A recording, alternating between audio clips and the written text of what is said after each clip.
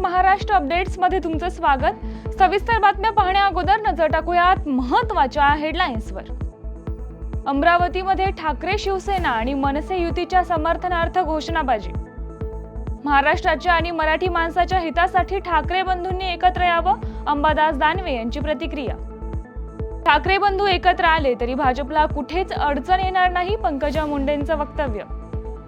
आणि जागा वाटपात काही अडचण आली तर पवार साहेबांचा सल्ला घेऊ, फडणवीसांचं मोठं वक्तव्य। नमस्कार, मी प्रज्ञा आणि आपण पाहताय न्यूज अनकट। महत्त्वाच्या हेडलाईन्स नंतर आता पाहूयात बातम्या विस्ताराने।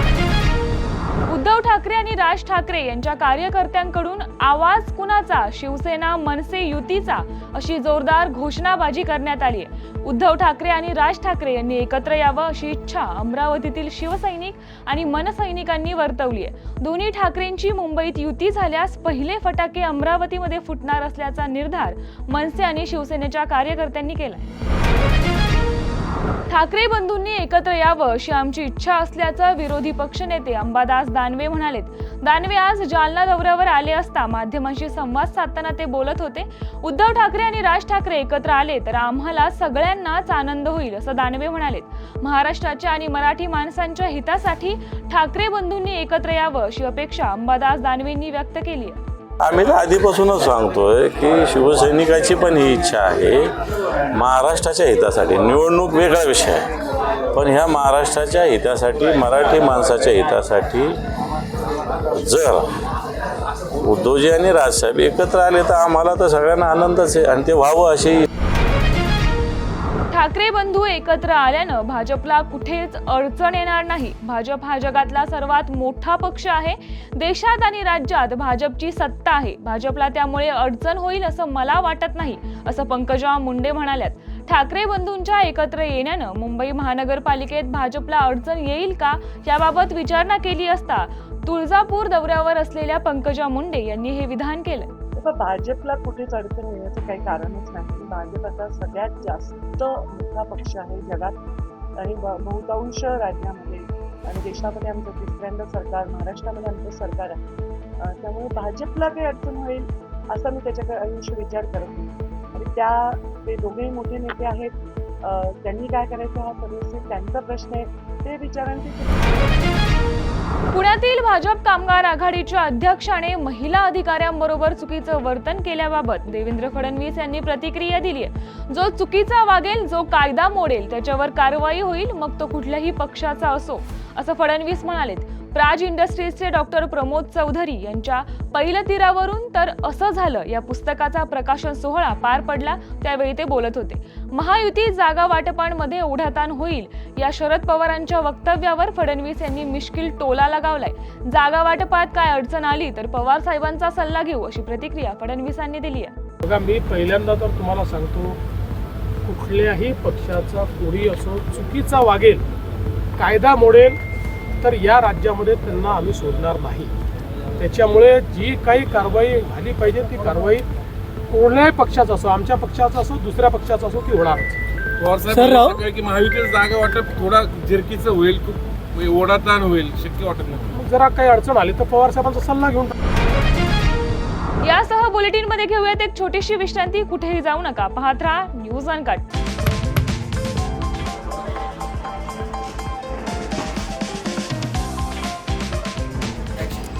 तर या होत्या आजच्या ठळक बातम्या। हा काही रॅन्डम गोंधळ नाही, ब्रेकिंग न्यूजच्या पुढे जाऊन जगाच्या कानाकोपऱ्यातलं अनकट सत्य दाखवणारे आम्ही आहोत न्यूज अनकट। न्यूज अनकट म्हणजे फक्त बातमी नाही, तर प्रत्येक घडामोडी मागचं खरं रॉ ट्रुथ, जगाच्या कानाकोपऱ्यातलं 100% अनकट सत्य।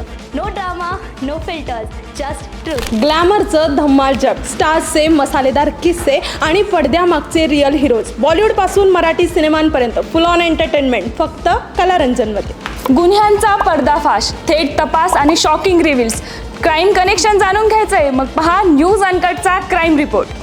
आता शेती म्हणजे फक्त नांगरच नाही, तर ड्रोन, डाटा, डिजिटल आयडियाज आणि शेतकऱ्याचा नवीन अवतार।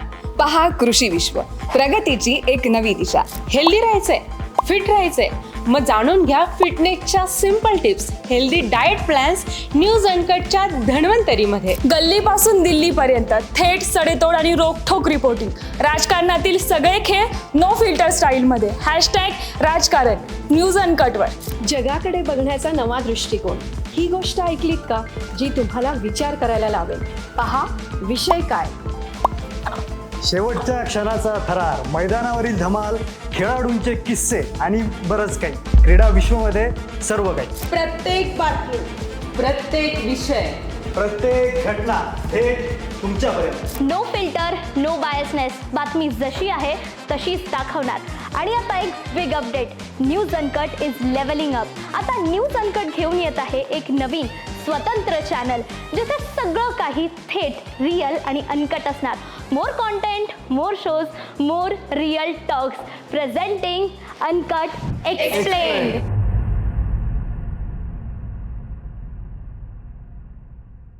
विश्रांतीनंतर सर्वांचं स्वागत. पाहुयात उर्वरित काही महत्त्वाच्या घडामोडी. बारामती नगर परिषदेनं पथविक्रेत्यांवर केलेल्या कारवाईच्या विरोधात बारामती नगर परिषदेसमोर भारतीय युवा पॅंथर संघटनेनं उपोषण केलंय. या उपोषणाला खासदार सुप्रिया सुळे यांनी भेट देत आंदोलकांशी संवाद साधलाय आणि त्यांच्या अडचणी जाणून घेतल्यात. नांदेडच्या भोकर तालुक्यातील काही कृषी दुकानदार मोफत बियाण्यांच्या लाभार्थ्यांची अडवणूक करत असून त्यांना बियाणे देण्यास टाळाटाळ करत असल्याची तक्रार शेतकऱ्यांनी केली आहे. याबाबत कृषी अधिकारी याकडे दुर्लक्ष करीत असल्याचा आरोप शेतकरी करत आहेत. तालुक्यातील जवळपास 100हून अधिक शेतकऱ्यांना रिकाम्या हातीच परतावं लागल्यानं शेतकऱ्यांनी संताप व्यक्त केलाय. आधीच रोजगार मिळत नाही, त्यात भाड्यानं आणलेल्या वाहनांचं भाडं कोण देणार, असा संतप्त सवाल शेतकऱ्यांनी उपस्थित केलाय. आपली काय समस्या आहे? आमची समस्या अशी आहे, याला बियाणं द्या म्हणलं की लाईन लावले, खालची वर फॉर्म कर, म्हणजे त्याच्या दुकानदाराच्या मनमानी चालू. कृषी अधिकाऱ्याच्या याच्यामध्ये काही कृषी अधिकारी बसले द्यायले, मग ते काय करायले, आले त्याला द्यायले आणि कमी जास्त बियाणं. समजा आता माझ्या नावानं आहे 1.5 क्विंटल बियाणं. आता 1.5 क्विंटल बियाणं 22 किलोची बॅग आहे. आता घ्यायचं म्हणलं तर मग आता किती घ्यावं? 22 किलोची बॅग आहे. 22 किलोची बॅग म्हणलं तर किती व्हायला? मला 7 बॅग घ्यायचे होते. 1 क्विंटल 54 किलो आहे. मग 4 किलो कमी पडाले. मग तरी मी काय केलं, दुसऱ्या शेतकऱ्याचं 3 किलो आणलं, 1 किलो मला कमी दिले. कमी द्यायला तयार नाही, कॅन्सलच करून टाकले. मे 2025 मध्ये भारतातील किरकोळ महागाई दर 3% किंवा त्यापेक्षा कमी पातळीवर पोहोचलाय, जो जुलै 2019 नंतरचा सर्वाधिक कमी दर आहे. अन्न पदार्थांच्या किमतींमध्ये सातत्याने झालेली घट हे यामागील प्रमुख कारण आहे. सरकारी आकडेवारीनुसार ग्रामीण भागातील महागाई दर 2.92% तर शहरी भागातील महागाई दर 3.36% वरून आणखीन खाली आला आहे. यामुळे सर्वसामान्यांना मोठा दिलासा मिळाला असून सक्षम अर्थव्यवस्थेचे संकेत मिळत आहेत. यासह बुलेटिन मध्ये घेऊयात एक छोटीशी विश्रांती. कुठेही जाऊ नका, पाहत राहा न्यूज अनकट. चला करूया माणुसकीचा हा नाट्य जागर. चला करूया जागर, स्वतःमध्ये आणि सगळ्यांमध्ये माणूस शोधण्याचा. चला जागराला, जागराला या हो, जागराला या हो, जागराला या तुम्ही, जागराला या.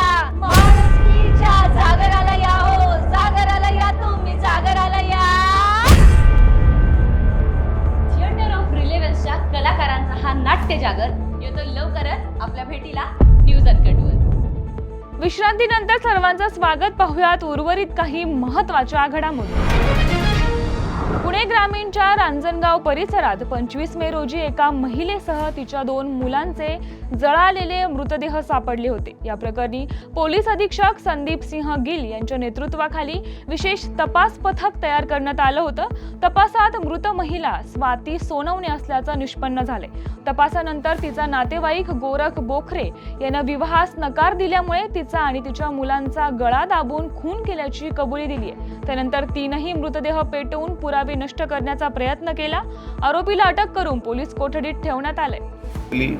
खरं तर या केसमध्ये महिला आणि त्याचे नवऱ्याचा आपसात पटत नव्हता. त्याचा नेहमी वादविवाद व्हायचे. हा वादविवाद मिटवण्यासाठी त्याचा एक नातेवाईक जो हा गुन्ह्याचा आरोपी आहे, त्याचा नाव गोरख पोपट बोखारे म्हणून आहे. हा 36 वर्षाचा, मूळ शिरीगोंदा अहिल्यानगर जिल्ह्याचा राहणार आहे, परंतु काही वर्षापासून हे रांजणगाव MIDCचे जवळ एका ठिकाणी राहत होता आणि ड्रायव्हरचं काम करत होता, खाजगी ड्रायव्हरचा. ते जी महिला आहे स्वाती केशव सोनवणे 25 वर्षाची, त्याचा आणि त्याच्या नवऱ्याचा वादविवाद जे होता ते मिटवण्यासाठी 4 महिने अगोदर त्याच्या घरी गेला होता. त्याचा वाद मिटवताना त्या महिला आणि जे आरोपी आहे सदरच्या गुन्ह्याचा त्याच्या आपसात प्रेम प्रकरण सुरू झाला. मग आता 23 तारखे रोजी माणूस परत या ठिकाणी आळंदीला गेला. आळंदीला मयत महिलाचे आईवडील राहत होते, त्या ठिकाणी जाऊन परत वादविवाद मिटवण्याचा तो प्रयत्न करत होता. तर ती महिला त्याचे घरातून आईचे आणि घराचे समोरून 2 मुलाला सोबत घेऊन आरोपीचे सोबत अहिल्यानगर साईडने चालली होती. एका मोटरसायकलवर होते. घटनास्थळाच्या जवळ जाऊन एका ठिकाणी ते थांबले. त्या ठिकाणी आरोपी ते 2 मुले झोपले. रात्रीचा वेळ होता, रात्री 9-9:30 निघाले होते. जवळ 11-11:30 वाजता ते रस्त्यात थांबले आणि त्या ठिकाणी आरोपी आणि मयत महिला दोघांचे आपसात संबंध आले. मिठाई आणण्यासाठी बुलेटवर निघालेल्या उद्योजकाच्या मुलाला भरधाव वेगात येणाऱ्या कारनं जोरदार धडक दिली आहे. या अपघातात उद्योजक निलेश कुंदे यांचा मुलगा गंभीर जखमी झालाय. जखमी मुलाला दवाखान्यात नेण्याऐवजी कारमधील चौघांनी त्याला लाथाबुक्क्यांनी जबर मारहाण केल्याची घटना घडल्यानं सिडको वाळूज महानगरात मोठी खळबळ उडाली. या प्रकरणी अपघात करून मारहाण करणाऱ्या 4 तरुणांविरुद्ध MIDC वाळूज पोलीस ठाण्यात गुन्हा दाखल करण्यात आला. माझा चिरंजीव काल मिठाईच्या दुकानामध्ये मिठाई घेण्यासाठी या त्रिवेणी मार्गवरून चालला होता. जात असताना कॅफे साईडने ते कॅफे असल्यामुळं तिकडनं येणाऱ्या एका इलेक्ट्रिक पंच EV व्हेकलने, तिचा नंबर MH20 GV 4919 असा आहे, त्या गाडीने जोरदार धडक त्याला रोडवरती दिलेली आहे. तो हायवेने चालला होता, सिंगल रोडने ती गाडी आलेली आणि एवढी धडक एवढी जोराची होती तर तो त्या याच्यावरून उडून बोनेटवर पडून त्याचं डोकं अक्षरशः काचेला लागून तो परत डिवायडरवरती फेकला गेला आहे. पण तो मृत्युमुखी पडता पडता वाचला आहे. नशीब आहे त्याचं. आणि एवढं करूनही त्या मुलांनी त्याला दवाखाना करण्याऐवजी परत त्याला घेऊन तू कुठला आणि काय आम्हाला घेणं नाही, मी कोणतो लोकेश मुथा म्हणून आहे, कोणाला काय वाकडं करायचं फलनं करा अशी अरेरावीची भाषा करून त्याला मारहाण केली. त्याला मारहाण करत असताना तत्पूर्वी अगोदर एक घटना त्याच्या पाठीमागं घडली होती का त्यांनी काय नव्हतं ऋषी पोफळे नावाच्या व्यक्तीला कट मारून तो पुढं आला होता. त्याने ते बघितलं, पुढे जाऊन गाडी परत धडकली. त्याने येऊन विचारलं की बाबा आता येऊन मला तो आता कट मारला आणि पुढे येऊन परत इथे मारामारी करू राहिली. त्याला सोडून दिलं आणि ते त्यालाही मारायला लागले. म्हणजे एवढ्या पद्धतीचं दहशतीचं वातावरण तयार करणं या नगरीमध्ये आणि विशेषतः इथं सगळे व्यावसायिक लोकांची वसाहत आहे, अशा ठिकाणी जर अशा गोष्टी जर घडत असतील तर या ठिकाणी निश्चितच विचार केला पाहिजे. पोलीस प्रशासनाने यामध्ये चांगल्यापैकी लक्ष घालून आणि सर्व तुमच्यासारख्या टीमनी पण यामध्ये सर्व सहकार्य करून या गोष्टीचा न्यायनिवाडा व्हावा अशी मी तुमच्याकडे इच्छा व्यक्त झालेला आहे. FIR सबमिशन झालेलं आहे. छत्रपती संभाजीनगर शहरातील बाबा पेट्रोल पंपाजवळील चौकात D.ED.ची परीक्षा देण्यासाठी आलेल्या परीक्षार्थी आणि रिक्षा चालक यांच्यात भाडं देणं घेण्यावरून वाद झाला. यातून दोघांमध्ये झालेल्या मारहाणीत चालकानं पॅसेंजरच्या पोटात चाकू भोसकून खून केलाय. ही घटना नगर नाका येथील इन्कम टॅक्स कार्यालयाजवळ घडली. यात जयराम बबन पिंपळे यांचा मृत्यू झालाय. या प्रकरणी छावणी पोलिसांनी एका संशयित आरोपीला ताब्यात घेतलंय. एक विद्यार्थी जो D.ED.ची परीक्षा देण्यासाठी वाळूज येथे जात असताना तो बाबा पेट्रोल पंप येथे एका रिक्षात बसला. रिक्षामध्ये बसल्यानंतर त्याचे भाडे देवाणघेवाणीवरून रिक्षा चालकासोबत वाद झाला. वादाचे रूपांतर मग तो रिक्षात बसल्यानंतर कर्णपुराच्या मधल्या रोड मार्गे तो वापस नगर नाक्याच्या रोडला लागून तो सरळ जात असताना इन्कम टॅक्स ऑफिस जवळ सदर रिक्षा चालकाने उजव्या हाताला छावणीमध्ये प्रवेश केला. त्यांनी रिक्षा जो पॅसेंजर होता त्यांनी त्या रिक्षाची चावी काढून घेतली. त्याच्यानंतर दोघांच्या तिथं मारामाऱ्या झाल्या. मारामाऱ्या चालू असताना समोरच्या रिक्षाचा जो चालक आहे त्यांनी चाकू काढला आणि तो चाकू रिक्षामध्ये जो पॅसेंजर होता त्याला मारला. त्यानंतर रिक्षाचा जो पॅसेंजर होता त्यांनी सदर रिक्षाची चाबी घेऊन हा बाबा पेट्रोल पंपापर्यंत जखमी अवस्थेत पळत आला आणि तिथून त्यांनी रिक्षा पकडून स्वतः जे हॉस्पिटलमध्ये जाऊन तो तिथे ॲडमिट झाला. सदर घटनेच्या अनुषंगाने पोस्टे छावणी येथे गुन्हा दाखल केला होता आणि काल रोजी एक संशयित सदर प्रकरणात आम्ही या बातमीसह बुलेटिनमध्ये इथेच थांबूया. पाहत रहा न्यूज अनकट.